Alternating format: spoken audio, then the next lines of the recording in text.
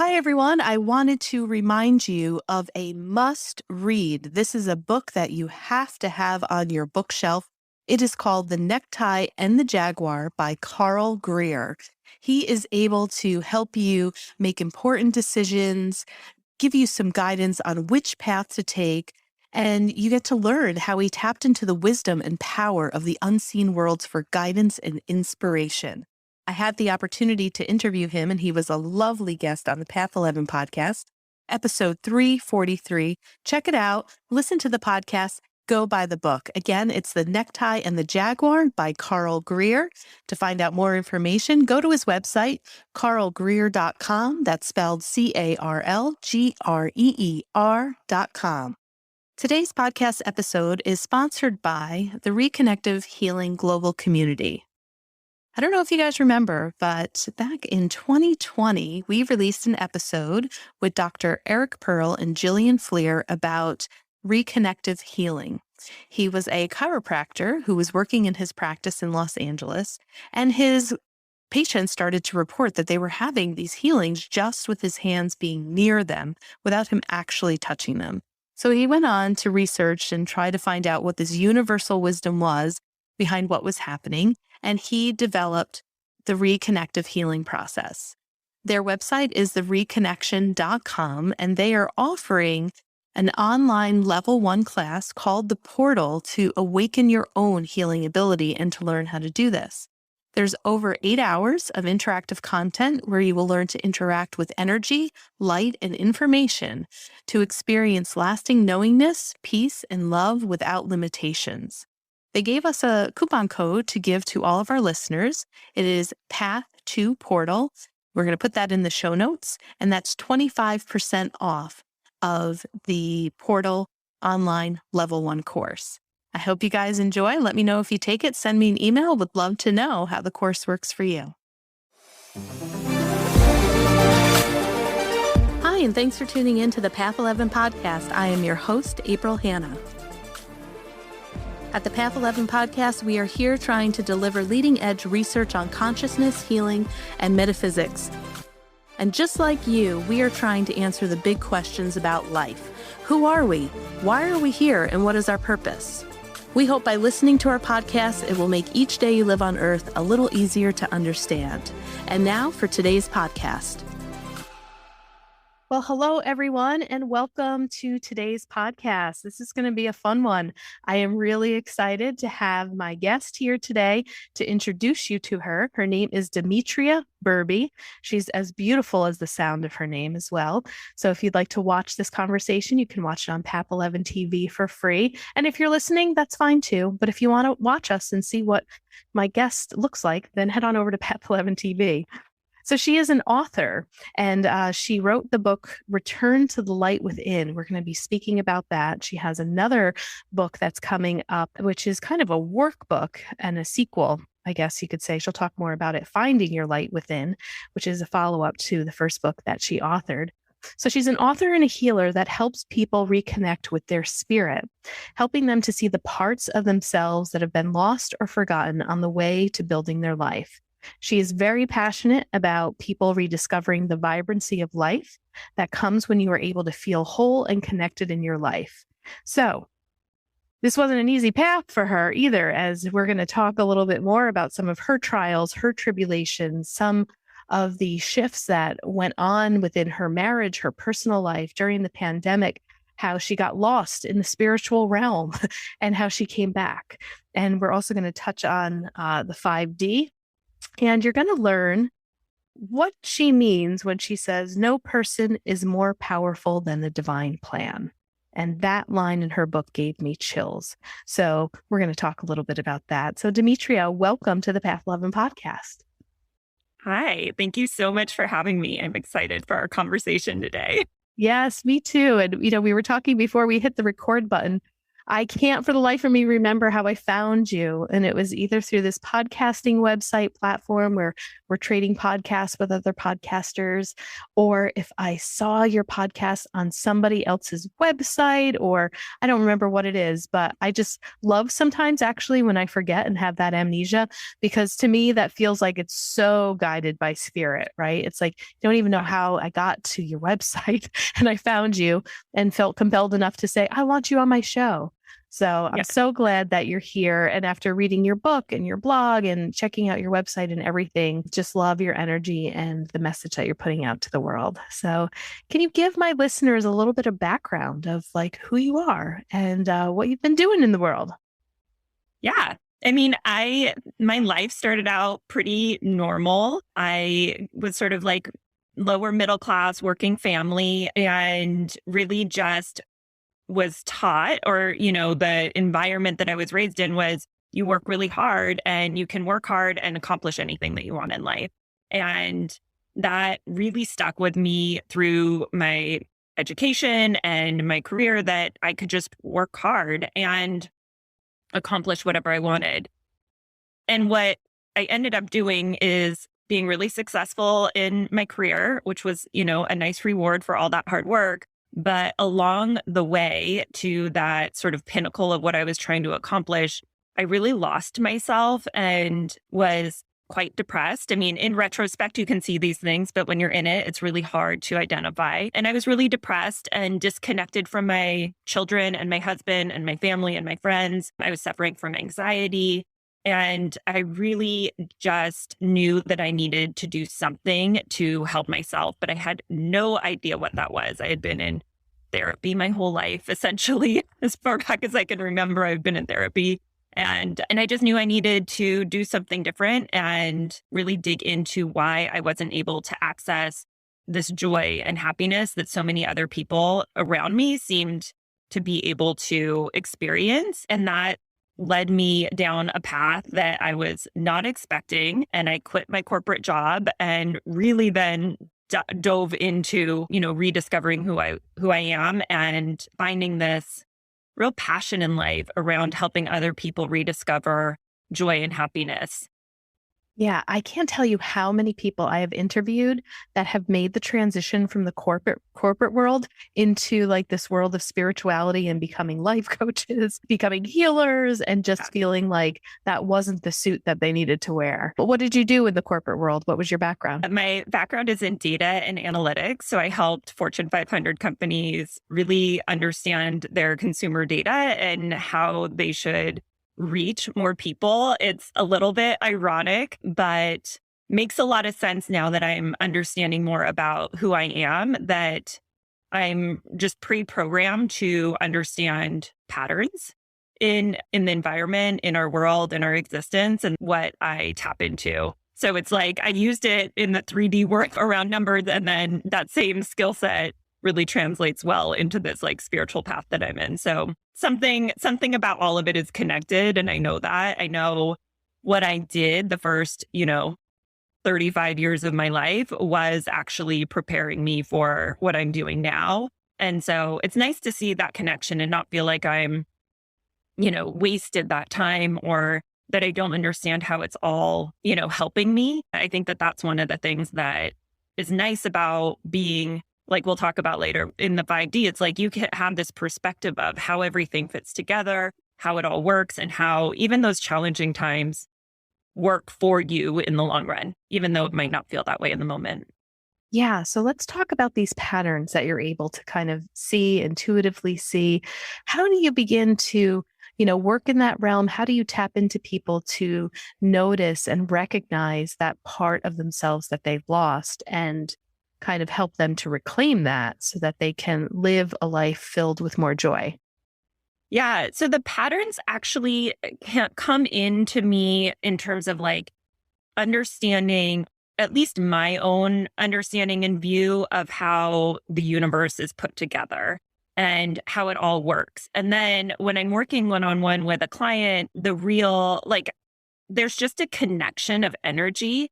And I literally, it's interesting. Yesterday I was working with a woman and I said, oh, it's like a magnet where our energies just sort of like come close together and then they connect.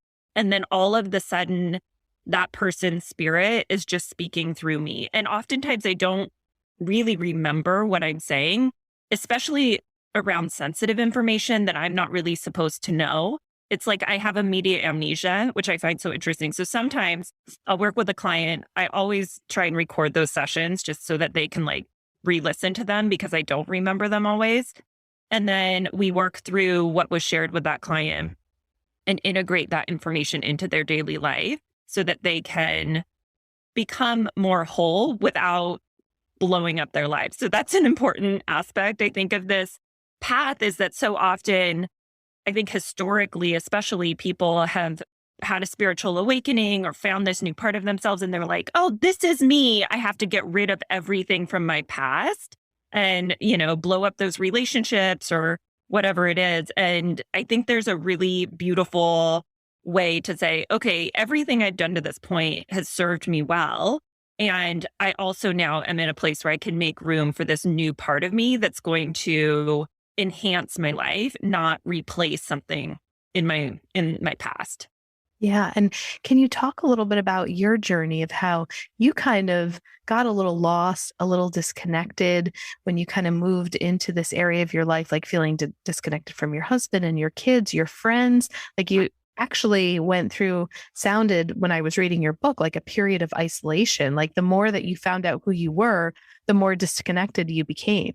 Mm-hmm. Yeah. I mean, I left my job and went deep into this place of self-discovery, is sort of what I call it. But essentially, you're right. I went into this very isolated place because I was spending so much time meditating, working with shamanic journeys, working with, shamanic guide, doing this stuff. And it's really easy once you find access into that inner place, that like inner peace and tranquility, and connect with your own spirit. It's a little addictive because you're like, this feels so good, And I often think about like the yogis that are in India, and you see, pictures of them, and there's like crazy city life happening around them, and they've given up all their worldly possessions and they're just sitting and meditating in the middle of like, New Delhi or whatever. And you're like, okay, I actually understand how those people get to that place, because it is so lovely to be meditating and in that place of spirit. Everything makes sense. You don't need anything. And I had a moment where I was fairly deep into that space. And I had this moment where I realized, oh, if I wanted to be spirit all the time, if I always just wanted to be connected to spirit, I probably wouldn't have come here to Earth to be a human. So there's some reason that I came here and incarnated into like a physical body, and I should honor that decision. And that means that I have to be present in my human existence, not just always connected to spirit and gone and, off in a different dimension. But like, there's a very important reason that I'm here as a human, and I need to balance that connection to spirit and all of the things that we get to enjoy that, I think we all take for granted, which is those connections with other people, being able to hug our loved ones, being able to go and have experiences out in nature or even in, an urban setting. It's all of those things that we don't get when we are just spirit. Yeah. Excellent point that you bring up. And I think it is really important because, like you said, you can get lost in the bliss of it. But, and I saw this quite a bit with some trainings that I went to, and I met quite a few people over the years who were, I don't want to say addicted to going out of body, but once they experience the out of body phenomenon, they're studying it. They want to go out of body every single night. They achieve it. Then they reach for more and more and more. And there's a part of that's awesome, right? Because you're expanding your consciousness. You realize that there's more than just Earth. You're more than your physical body. There's other places that your consciousness can travel to. But I found that within that, there was like a part of me when I was trying to do that too, because we made some documentaries about it. And I was like, but wait a second, I came here to be in the physical body on Earth to like go through this experience? And why do I keep trying to, want to get out or keep experiencing the out of body? Like, and I've experienced it a couple of times and it was fun, but I don't necessarily feel like the need to do that. Whereas, I've seen some people where they get like frustrated because they're trying to learn these techniques and they can't, or then they do and they want to. But I really think what you speak to is so important, to find that balance in both realms, Right. which is to not to have your head too far up in the sky and, not have both of your feet too far into the ground. It's like, Yeah. how do you find that balance? Yeah. Yeah, exactly. It's all about balance. And I'm like, it's all about balance in everything. It's actually funny. Before I was really deep into this journey, I was starting a new job, and the first day we had this all hands, I don't know, team building exercise is probably what it was. And the first thing, you had to write your superpower on a name tag. So not your name, but your superpower. And I was like, what is my superpower? And, I'm like very three-dimensional at this point. And so I'm like, for whatever reason, I wrote down balance as my superpower. And it's so funny how those moments stick with you. And then now, looking back years later, I'm like, oh, that actually is my superpower, being in balance. It's like, it's my gene key. It's like all these things. And I'm just like, oh, it is really about balance in life and being able to balance everyone else's priorities and my own and spirit and being human and like all of it. Right. So it's funny how those moments come in and they really are gifts from spirit that you don't even realize. And then later you're like, oh yeah, I did know that all along. Right. Yeah. And kind of like a reference that you can go back to and be like, oh my gosh, why did I choose that word? Like in the moment, it seems bizarre, but I think that's that kind of like unconscious and the connection to spirit that came through. And then here you are years later, like, of course I picked that word. Of course, it's so obvious. Yeah. And in Yeah. that moment, this woman was like, balance. Wow, that's really powerful. And I was like, yeah, I don't even know what it means, to be honest. I remember so distinctly being confused by it. And now here I am, and it makes perfect sense. Yeah. And, speaking about, as we're kind of talking about this balancing of, finding that balance, there, I clicked on one of your blogs that talked about toxic positivity, because I was like, I don't know what that is, and I thought it was funny, where you were referencing another author and you're like, how have I never heard this woman's name before? And I hadn't either. I think her name Hollis was the last name. Rachel, is it Rachel Hollis? Yeah. And, it's interesting, like you said, when you kind of go into this space and you find this joy and you find this bliss, and it's like you want to share it with everyone, right? You want everyone to know. But what is toxic positivity? Because I know all of a sudden you were like stopped in your tracks and like, oh my God, am I hurting by being too joyful, or trying to spread this joy? So yeah, I've just never talked to anybody about toxic positivity. I didn't even know it was a phrase or a word out there. So what is that? What does it pertain to? And how did you come to realize that, what you're putting out there isn't toxic positivity? Yeah. So I view toxic positivity as being positive and not acknowledging what's really happening. So say that somebody is going through a challenging time, and the toxic positivity response would be, oh, that's not really a thing that you should worry about, that your like feelings aren't valid because everything is joy and happiness. Like everything is love, you don't need to worry about that. And I think that the toxic part of it is the lack of acknowledging that that person is feeling something in the moment, that the lack of empathy or acknowledgement is the toxic part of it. The positivity part is like, obviously, we should always encourage people to find, the silver lining or the bright side or how they're going to work through it and be supportive. And I really, in that moment that I wrote that blog post, it was interesting because I was personally struggling with, how do I manage being so happy and joyful and sharing that with people, knowing that they're not in that same place. So I was struggling with, I don't want to rub it in people's face, right? Like that I'm in this place and it's like so great, and like you're there and you're not here. And, so I was already struggling with that and sort of coming to terms with how to ensure that I was being graceful in my sharing of my story and not actually hurting someone's feelings or like, doing any damage to anybody. So I was already going through that. And then this article came up in, like something. And I was like, oh, this story is so fascinating that came into my life just at this moment. And somebody else, I think like my sister was like, hey, like maybe you need to look at this for yourself. And I was like, yeah, I probably should. And just like contemplate a little bit how this is playing out in my life. And so I spent some time really diving deep into how I felt about it and sort of what was my stance and really looking at my behavior. And what I realized, and it took me months, I kind of fell into, in retrospect, I was like, oh, I got pulled back into the shadow a little bit about this because I was like, oh yeah, I shouldn't be so happy. I shouldn't, be so joyful and like spreading all of this. And I kind of went in for a while and I was a little like back being depressed for a couple of months as I figured this out. And really what I realized after all of it is I get to be joyful. I get to be happy. I get to be me. And I don't need to be pulled back into like what I call a lower frequency or shadow, or I don't need to be unhappy to help people or to connect with them. Actually, what's really helpful is for me to be really empathetic to where they're at and then help pull them up to this higher frequency or to, I don't like to talk about things being like better or worse, but like pull them into the light a little bit more so that they can access this for themselves.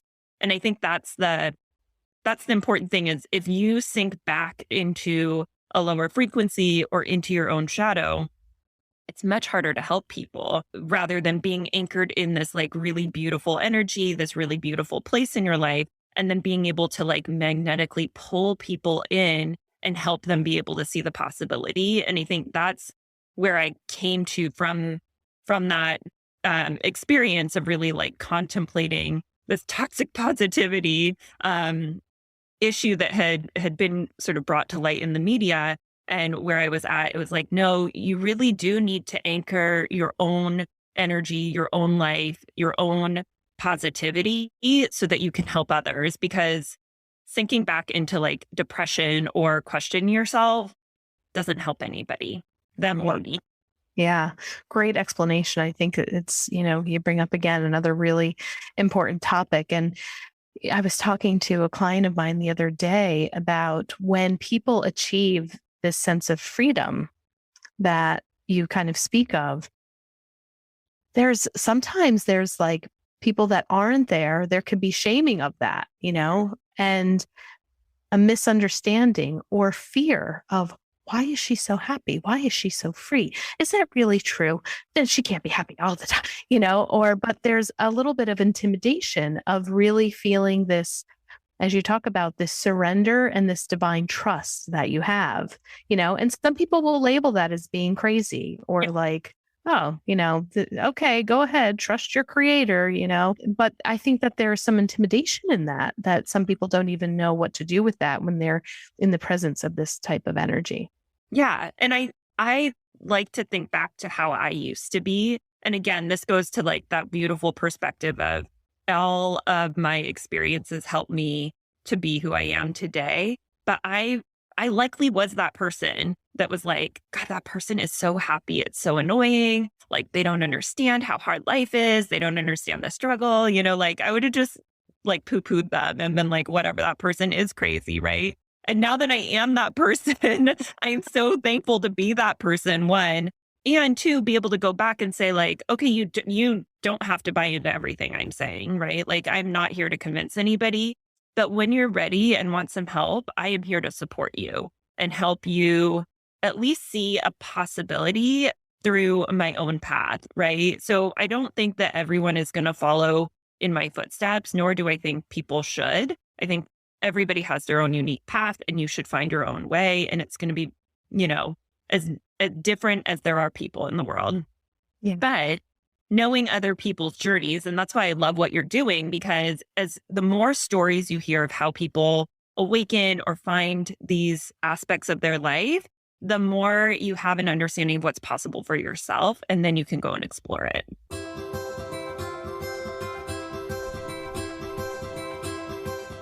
Hi, everybody. I wanted to just take a quick moment to tell you about a beautiful divination deck of cards that you can get your hands on. My friend, Molly Mandelberg, spent 2 years traveling the world while writing and illustrating the Wild Hearts Rise Up Oracle deck. This inspired pep talk deck has some serious magic inside. Pulling a card a day from this deck will encourage you to bring your dreams to life, to allow that idea tapping you on the shoulder to finally manifest into physical reality. It's sassy, insightful, and potent. The link to check it out is in the show notes of this episode. Just click on there. It's going to bring you right to the Oracle deck. And again, it's Wild Hearts Rise Up Oracle deck.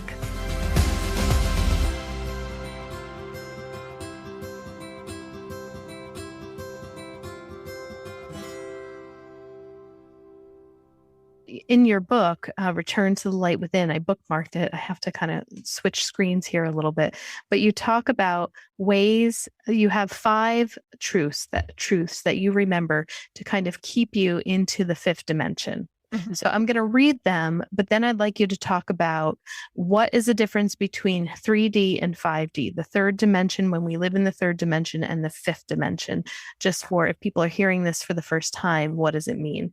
So you state in your book, I stay in what some call the 5th dimension, in this place of awakeness and awareness by remembering these truths. So Dmitria reminds herself of these, that number 1, I am spirit that has come to visit this dimension. 2, I cannot possibly know the divine plan, so I must trust. I love that. 3, everything that happens in my life or the greater collective will ultimately be for the highest and best good. 4, there is no single right way to do this. 5, the only ending to this story is to return home to love. So these sound like, they're kind of 5 principles that you live by, and this keeps you in this frequency that you're talking about of joy and love. Mm-hmm. Yeah. Okay. So what does 3D look like, and what does it mean to be in the 5th dimension, 5D? Yeah. So for me, the 3rd dimension is the dimension of like physical matter, right? So like pre-spiritual awakening, when you think about something being 3D, you think about it being an object, not something like that's flat on a screen. And that translates really beautifully because for me, 3D is everything that we touch and, can hold and see with our eyes. And it's very five senses related, right? And it also is about just being able to process what your senses can pick up, right? So you're kind of lost in the world and you're in whatever is like coming at you. The 5th dimension is almost like if you were hovering above Earth, but probably a little lower. So it's just your life, and you're able to see and have perspective of all of the components that are happening. So rather than just being like you in your body and like interacting with like the person that's coming at you at work and your kid that's, needs something here and whatever, all these different like issues that are coming into your life that you kind of have to deal with. When you're in the 5th dimension, you're able to like look at it and see, oh, that person at work is bringing me this issue because they're actually having a really hard day and something happened to them. And you know what, like this happened to my child at school. And so they're acting this way. And what they really need is love, not to be, yelled at and punished because they acted out or whatever, like you're able to have that perspective of what's happening across multiple people or multiple dimensions and just be able to hold space and grace for everything that's happening. And in that ability to hold space and like caring and love for other people, you're also able to do that for yourself because you can see how everything is pulling on you. And ultimately, that perspective for me gives me that trust. It helps me resettle into, oh my gosh, I don't have control over anything. When I was experiencing anxiety and I had such bad anxiety that I couldn't leave my house for a while. I would get my like stuff together enough to go to work or whatever, but then I would just be like frozen at home. And when I was in that place, it was because I was constantly trying to control every variable. If I could make everything exactly perfect, then nothing would ever go wrong in my life. And so in my mind, I was constantly working through how to control every variable. And this idea that there's so many variables in life, and we have no control over it. And there's something really freeing about just saying, like, you know what? Say I'm going on a trip tomorrow, or I think I'm going on a trip tomorrow. I could, be sitting here thinking about every different thing that could go wrong and trying to control those things. Or I could say, you know what? I think I'm going on a trip. I'm going to prepare for that. But a million things could come in and I might not even go on that trip tomorrow. And being really okay with that, because I know that if I go on the trip, great, my plans have worked. Awesome. If something comes up, then just trusting that, it wasn't meant to be. And I don't need to be upset about it. I can just trust that this was the right thing for me for some reason. And that reason will, be communicated to me down the road at some point, when I need to know it. Yeah. Yeah. So there really is kind of that surrendering to life and allowing kind of life to move you, and you just kind of go with the flow of it rather than you trying to, like you say, control life and move life and you're going to be in charge of all the pieces. It's like you really kind of give that up to the divine plan. Yeah. So number 2, I cannot possibly know the divine plan, so I must trust. So this kind of segues into this beautiful sentence that you had in your book: no person is more powerful than the divine plan. And you shared that in the part of your book where your husband's brother, Aaron, had passed away really unexpectedly. And this was a young man he sounded to be one of the healthiest people. He participated in a ton of Ironman competitions. I mean, the way that you described him was a perfect model for health, fitness.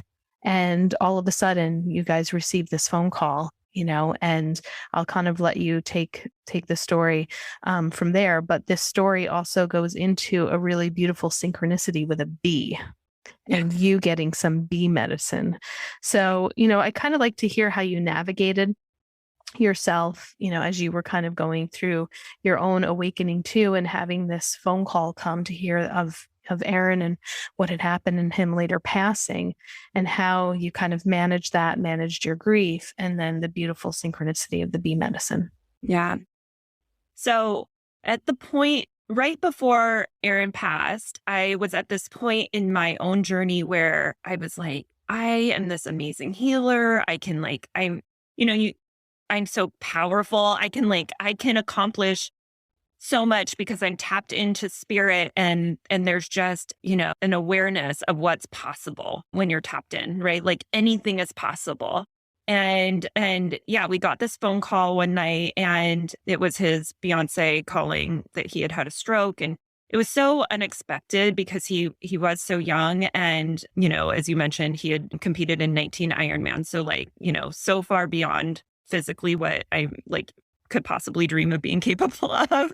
And my mom had had some strokes the summer before, and she had recovered fine. So initially I thought oh, he'll be fine. He got to the hospital in less than 10 minutes. They have treatments for this, on and on. As the information started to come in, we realized that this was, more serious than what we thought. And he went into emergency surgery that night, and ultimately he passed.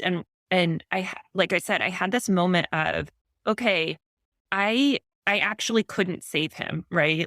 I did everything I knew how to help him, help the family, help myself. And ultimately I couldn't save his life. And there was a moment of wait, if I'm not able to save his life, there has to be a reason that he passed. There has to be a reason that we're experiencing this grief across the family. And there has to be a reason that, that's beyond my understanding, that he had to go at this exact moment that feels so unfair. And, all of the things that you experience when you lose somebody unexpectedly and that is so young. And so it was a really, really important lesson for me that I can't control everything. I mean, back to that, letting go of control and just accepting. And, it's still painful to think about losing him. But there are so many things that I'm able to see that we gained out of that loss, right? Like one of the things that I think about often is that my just sheer capacity to love people is has expanded, because I think when you lose somebody, you start to think about that person and you learn more about them. Like I knew him as my brother-in-law. I didn't know him as a friend or a coworker or all the ways that all these people knew him. And when we lost him, all of these stories started coming into the family. And I feel like I got to know him in a way that I just don't know that I ever would have if he were alive. And so I actually have more love for him, if that's possible, because I know him better than I did when he was around. And I have more love for my children and my husband and my family and friends because I have a little bit more awareness of how short life can be. And so it's those things that you gain out of loss and out of challenge that expand you in a way that has a ripple effect that we can't understand or see. So I don't know what the ripple effect is of every person that he touched having this expansion of caring and love in them. What is that doing to the world? And how important is that, shifting something that we just don't have an understanding of? So it's like, yes, the loss is really challenging still, but being able to see that his loss, caused all of these other things to happen that then ripple out into the universe in some way. You just have to trust. And I go back to that faith. And it's, I think about like faith. I was raised Catholic. And so I'm like, it's not that kind of faith. It's just faith that we lost him for a reason. And that reason was a really beautiful one that will help shape, this world, but also like the cosmos, and like everything else is different because we lost him, and it has to be for a good reason. Yeah. I mean, kind of the word that I'm hearing right now is that every death has a purpose. Mm-hmm. It's like every birth, right? Every birth has a purpose with but with birth and death, there's a purpose, with all of that. So the synchronicity of the bee medicine, this was after his services, I believe, and you and your husband were taking a walk down a path that you normally do. Yeah. And so go ahead. So this is like almost a year later. So we, with the pandemic, we weren't able to hold a service for him right away. And so we were getting ready to go and do his memorial service. And we took my husband and I walk on this path every morning, and there's a plum tree. And the plums had dropped, and I walked through the plums, and I thought like, oh, this is like, the plums are kind of gross. They're smushed on the ground. But I just walked through, and as I walked through, a bee on my ankle. And in that exact moment, I mean, it was so painful. I don't know if you've been stung by a bee recently, but I was like, no, when I was a kid.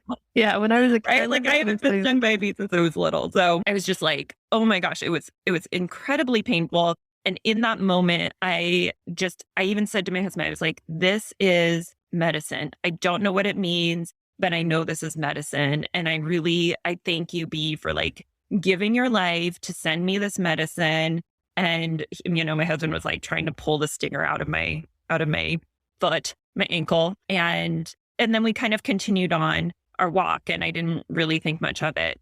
And then we went through the service, and then my whole ankle and leg blew up with like this really bad rash. It was totally swollen. So this is like 4 days later from the bee sting. It just like exploded. And so then I was like, oh, I should probably pay a little bit more attention to this. And ultimately, what I discovered is that the ankle is all about calling in support for you. And I obviously needed some support through that time as we were processing so much and like holding space for so many people. But really, this bee was about, savoring the nectar of life, right? Like bees make honey, and that is this like wonderful, sweet nectar.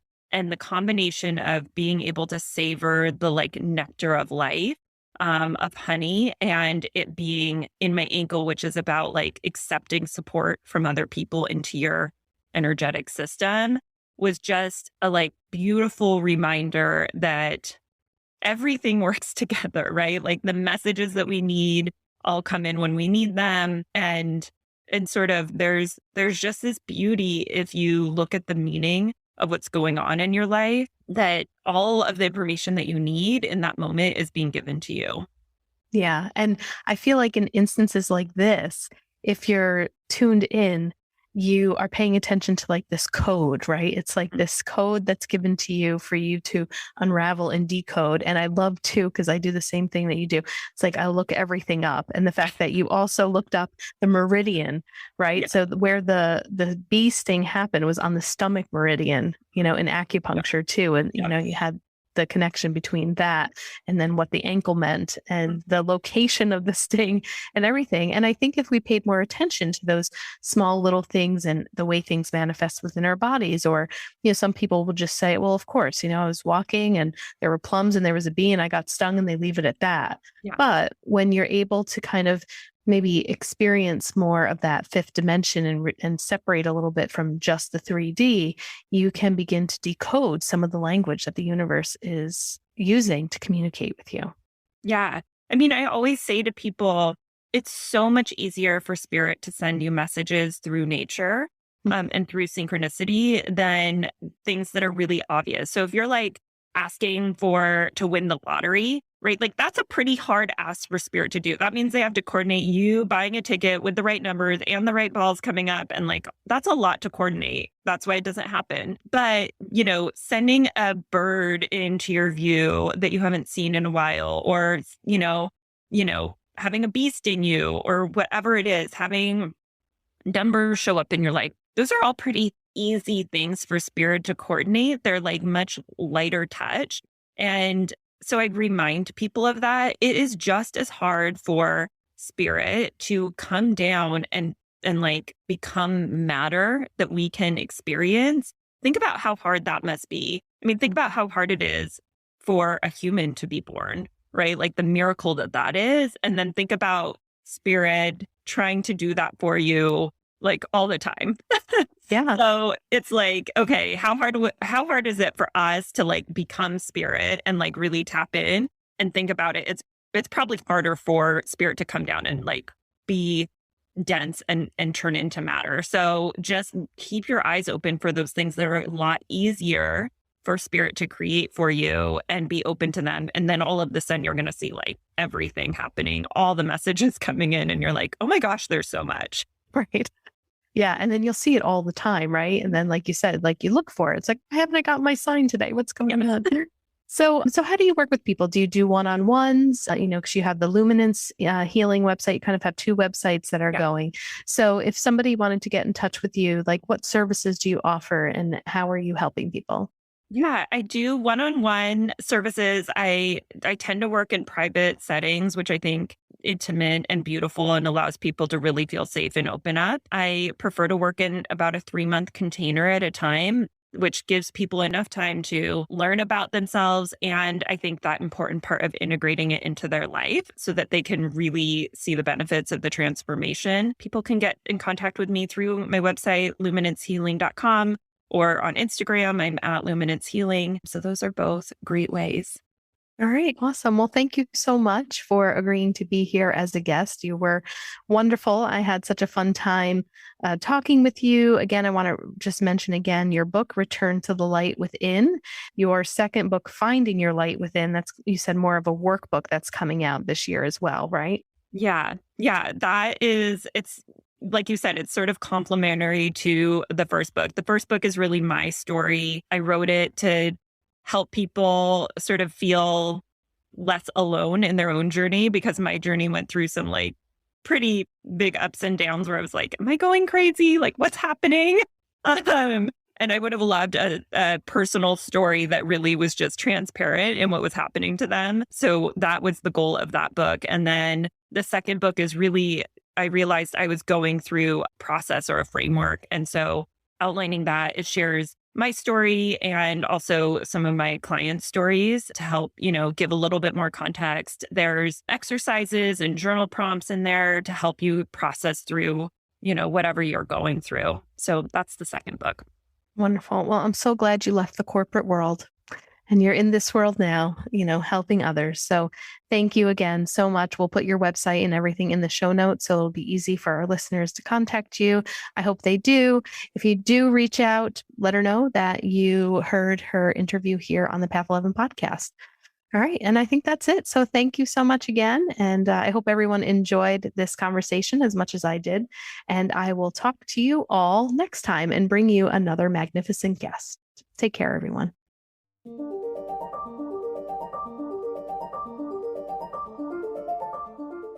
Thanks so much for tuning in to today's show. If you haven't already, please subscribe and rate and review the Path 11 podcast in Spotify, Apple Podcasts, or wherever you listen to your podcasts. Also, this podcast is made possible by our sponsor, Path 11 TV. Visit path11tv.com to start a 7-day free trial and start streaming over 100 hours of exclusive video content on consciousness, healing, and life after death. That's path11tv.com, and be sure to use coupon code podcast30 to take 30% off your annual membership. Start satisfying your spiritual curiosity with a membership to Path 11 TV today. Bye for now.